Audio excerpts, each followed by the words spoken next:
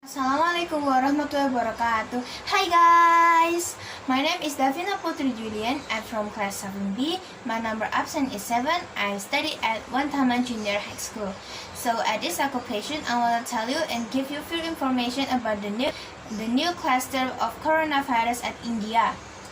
For my practical exam, the number of COVID-19 cases at India continues to rise and has become the country with the highest number of coronavirus infections in the world.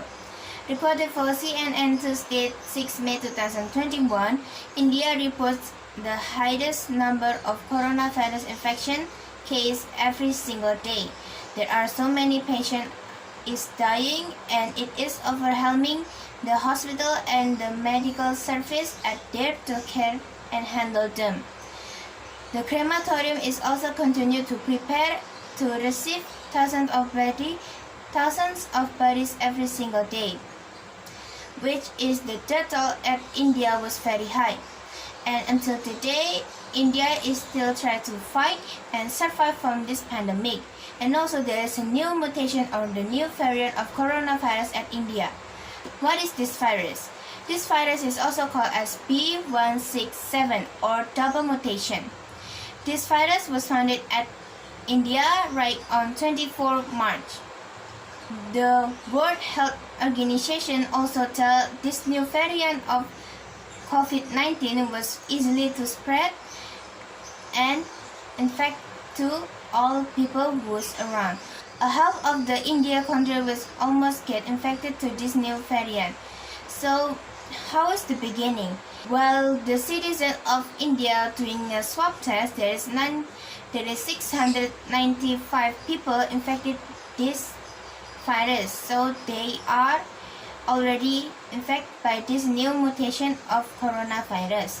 So how and what is the cause of coronavirus at India spread really fast and become the highest country with a lot of coronavirus infection? I'm gonna talk it into next material. Assalamualaikum warahmatullahi wabarakatuh. Halo dulur-dulur sedaya, kepriye kabare kalian? Muga-muga dulur-dulur sedaya padha diparingi Gusti Allah kesehatan. Amin.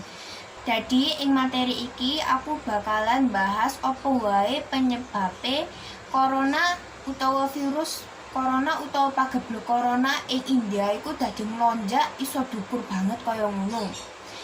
Dilansir saka kompas.com, fakta sing kesiji utawa sing pertama yaiku onone pertemuan massal kaya ta ana upacara-upacara adate, agama utawa perayaan-perayaan senyane. Fakta sing keloro yaiku tingkat vaksinasi ing kono waktu iku isih rendah. Waktu corona ing India iku rada-rada rendah iku ora digawe kanggo vaksin, malah ngadakake perayaan-perayaan. Faktor sing ketelu yaiku anane mutasi anyar utawa varian nyarif pagebluk Covid. Ya sing B167 iku. Terus ana maneh dilansir saka detikhealth.com ana telu faktor sisa sing nyebabake utawa nggarai pagebluk Covid ing India iku ngelonjak dhuwur ngono. Faktor sing pertama yaiku lengahe protokol kesehatan, yaitu protokol kesehatan sing 5M. Ayo protokol kesehatan 5M iku apa ae? Yaiku nggawe masker, terus ngono WC utawa basuh tangan, terus gawe kerumunan, jaga jarak, ambek mbatasi mobilitas utawa mbatasi mlebu metu omah iku lho rek. Terus faktor sing keloro yaiku anane upacara adat utawa keagamaan lan positivity rate ing kono iku dhuwur. Apa sih positivity rate iku? Positivity rate iku jumlahe utawa totale wong sing waktu iku swab test positif corona iku dhuwur lan akeh. Sing terakhir yaiku mutasi virus anyar iku mang padha kaya sing kompas.com. Jadi iku penyebab-penyebabe COVID-19 ing India ku ngelonjak. Saiki awake dhewe bakal nonton data utawa diagram pasien-pasien COVID sing sing wis sedo. Tetep nonton ya kawan-kawan. Bukan terlebih dahulu data-data mengenai pasien COVID di India yang telah meninggal. Lalu saya ubah menjadi tabel frekuensi, lalu menjadi dalam Buffalo. Saya tetap membuat ulang dan menghitung kembali data-data yang sudah saya kumpulkan. Nah, iki gambaranku saka nemokake data-data sing ana nang Google lan internet. Mulai teko tanggal 24 Maret sampai tanggal 5 April. Kasus positif corona ing India iku sik ana nak gelombang pertama, sik gurung dhuwur-dhuwure. Terus akhirnya ngelonjak secara dhuwur mulai teko 6 April 2021 sampai dino iki ku sik ngelonjak tapi gak sepiro ngelonjak kaya to bulan April wingi. Iku gelombang sing keloro. Iku sono tabel frekuensi lan data utawa grafik batange. Nah, kalian tahu nggak sih ternyata virus corona ini juga menyerang bagian organ-organ dalam tubuh kita? Dari klikdokter.com, ternyata virus corona ini juga menyerang bagian dalam organ tubuh kita. Dan efek dari virus corona ini dapat menyebabkan organ dalam tubuh kita mungkin mengalami kegagalan atau bisa saja rusak dan juga dapat berdampak buruk bagi kesehatan kita hingga menyebabkan kematian loh. Yang pertama, ternyata virus corona juga menyerang paru-paru. Jadi virus corona ini menyerang bagian paru-paru kita sehingga kita dapat mengalami sesak nafas, demam tinggi, batuk-batuk karena virus corona ini menyerang bagian pengambilan oksigen kita. Yang kedua, liver atau hati. Penggunaan obat-obatan untuk melawan virus corona ini ternyata juga dapat menyebabkan kerusakan pada hati atau liver kita. Yang ketiga yaitu ginjal. Virus corona ini juga ternyata dapat menginfeksi ginjal kita sehingga kita dapat mengalami kegagalan fungsi ginjal yang dapat menyebabkan kematian loh. Terus selanjutnya yang keempat, virus corona itu ternyata juga menyerang usus kita yang bagian bawah. Yang kelima, ternyata virus corona ini juga menyerang bagian otak kita. Masih belum diketahui bagaimana virus corona menyerang bagian otak kita. Tapi ada beberapa pasien yang terkena atau terjangkit virus ini mengalami stroke dan juga kebingungan mental sehingga dapat disimpulkan bahwa ternyata virus corona juga menyerang bagian otak kita. Selanjutnya, ternyata virus corona juga menyerang bagian mata. Selanjutnya yaitu hidung. Ternyata virus ini juga menyerang bagian hidung. Terlihat pada gejala virus corona ini yang membuat kita tidak dapat mencium atau membau sesuatu. Ternyata virus corona ini juga menyebabkan pembekuan darah yang berefek pada jantung dan pembuluh darah kita. Fungsi dari 5M itu yang pertama memakai masker. Ternyata memakai masker juga melindungi kita dari virus corona yang dapat masuk melalui mulut atau hidung. Yang kedua yaitu mencuci tangan. Ternyata mencuci tangan juga dapat menghilangkan kuman-kuman dan virus dari tangan kita. Yang ketiga yaitu menjauhi kerumunan. Pada pandemi ini kerumunan ternyata dapat menyebabkan virus corona semakin menyebar. Karena itu kita harus menjauhi kerumunan. Yang keempat yaitu menjaga jarak. Kita harus menjaga jarak antara 1 meter sampai 1,5 meter dengan orang lain agar pada saat orang itu ternyata membawa virus dan dia mempunyai kekebalan yang tinggi tetapi kita tidak, maka virus yang dibawa oleh orang itu akan mengenai kita. Yang terakhir yaitu membatasi mobilitas atau tetap di rumah. Saya juga mengucapkan bahwa kita harus membatasi mobilitas. Jadi kita harus tetap di rumah. Apakah kita tetap di rumah juga termasuk dalam dasar Pancasila juga? Bagaimana ya? Mari kita bahas. Dilansir dari ayotasi.com, pada sila pertama Pancasila yang berbunyi ketuhanan yang Maha Esa.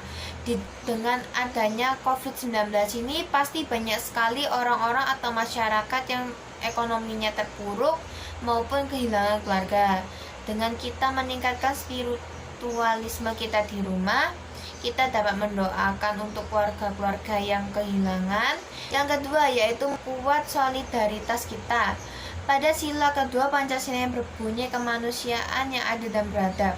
Nah, pada saat pandemi ini banyak sekali orang-orang yang terkena corona Dan alhamdulillah ada banyak orang yang sudah mulai sembuh. Nah, di dalam masyarakat ada beberapa orang yang mengucilkan atau mengasihkan orang. Untuk pasien corona yang sudah sembuh, kita tidak boleh mengucilkannya, kan? Itu merupakan perbuatan yang tidak berkemanusiaan. Yang ketiga yaitu memperkuat persatuan dan kesatuan.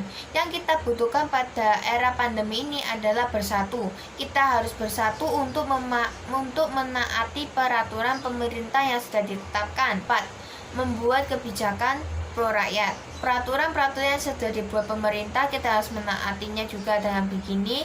Sila yang berbunyi yang dipimpin oleh hikmat kebijaksanaan dan pemusyawaratan perwakilan sudah terlaksanakan dengan baik dan benar. Keadilan sosial dalam membagikan bantuan.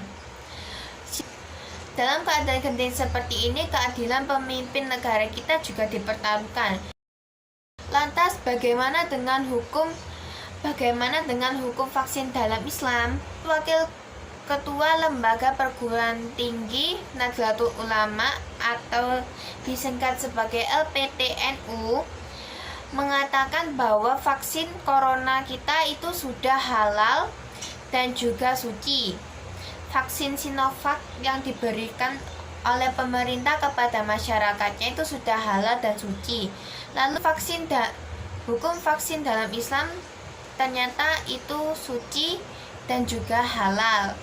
Karena dalam hukum Islam kita harus melindungi nyawa seseorang, dan vaksin digunakan untuk menyelamatkan atau memberikan keamanan dan juga kesehatan atau imun untuk seseorang sehingga seseorang itu dapat terhindar dari virus-virus dan juga penyakit yang ada. Lantas, adakah surah dalam Al-Quran yang menyatakan bahwa kita harus menjaga kesehatan kita?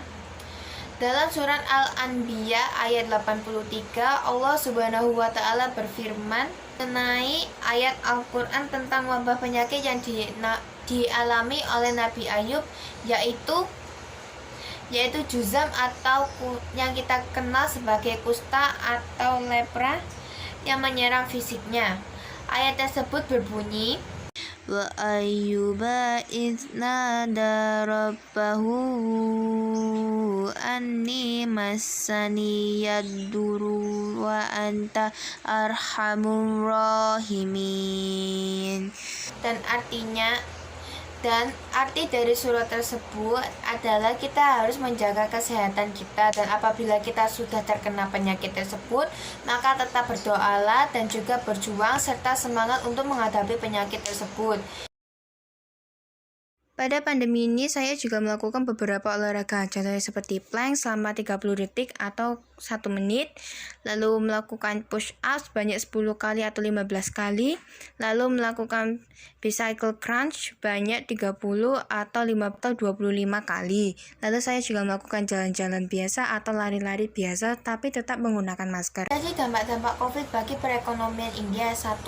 Perekonomian di India mulai mengalami keterpurukan. Kedua, kegiatan ekspor di India mulai terhenti karena adanya kasus baru atau virus baru COVID-19 di India. Yang ketiga, India mulai kehabisan vaksinnya yaitu AstraZeneca. Akhirnya India pun juga mendatangkan atau mengimpor vaksin dari negara lain. Semuanya, pada materi kali ini saya akan membahas cara untuk membuat minuman yang berguna untuk meningkatkan imun kita pada era pandemi ini, yaitu cara membuat water infus. Bahan-bahan yang dibutuhkan adalah 1 buah lemon, 1/3 atau 1/4 buah mentimun, dan juga 230 ml air putih. Alat yang dibutuhkan adalah pisau, telenan, dan juga botol. Langkah yang pertama adalah cuci bersih seluruh bahan. Langkah yang kedua yaitu iris tipis-tipis buah mentimun, dan juga lakukan hal yang sama pada buah lemon. Diiris tipis-tipis, masukkan kedua bahan tersebut ke dalam 230 ml air, lalu shake sebentar atau aduk sebentar, lalu kita masukkan ke dalam kulkas selama 1 malam. Setelah dimasukkan ke dalam kulkas selama 1 malam, maka water infus siap untuk diminum. Biasanya saya melampiaskan stres saya dengan cara melukis. Nah, biasanya saya juga melukis di bahan tekstil seperti kayu atau juga kain. Di sini saya mempunyai contohnya. Ini saya membuat sendiri, yaitu lukisan ragam hias campuran flora dan fauna pada bahan telenang atau kayu.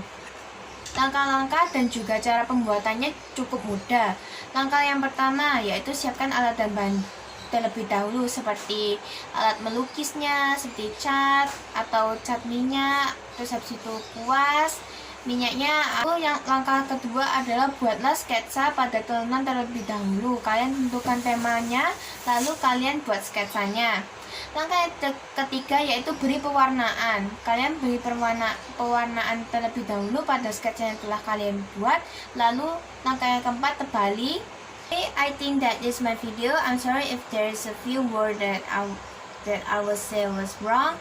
Thank you for you guys. Thank you for all of your support, and thank you for my mom and my dad and my family who always support me. Thank you so much. Your support is very meaning for me.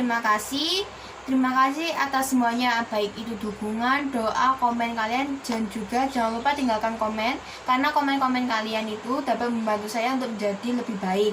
Jadi terima kasih dan sampai jumpa di materi atau video selanjutnya. Sampai jumpa.